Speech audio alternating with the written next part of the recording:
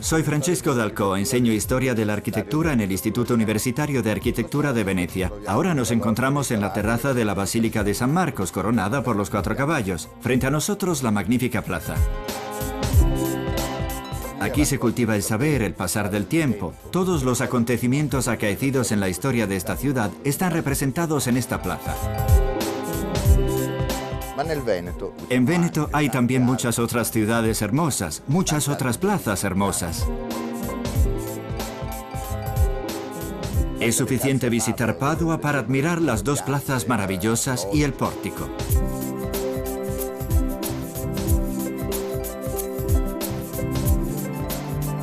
Y también Vicenza, donde la plaza está embellecida por la presencia de una de las obras más importantes de Palladio. Y después Verona.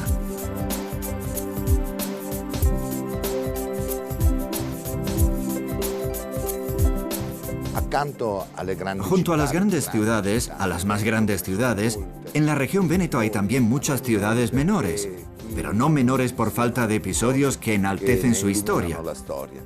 Baste pensar a Asolo.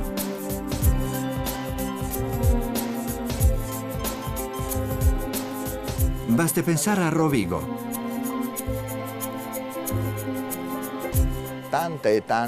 Tantas y tantos son los lugares donde se narran las historias de las ciudades. Narra en ciudades sus historias. Esto es precisamente lo que perciben las plazas. Son los escenarios de las historias de nuestras ciudades. El Véneto es una extraordinaria metrópolis del tiempo y como tal merece ser conservada.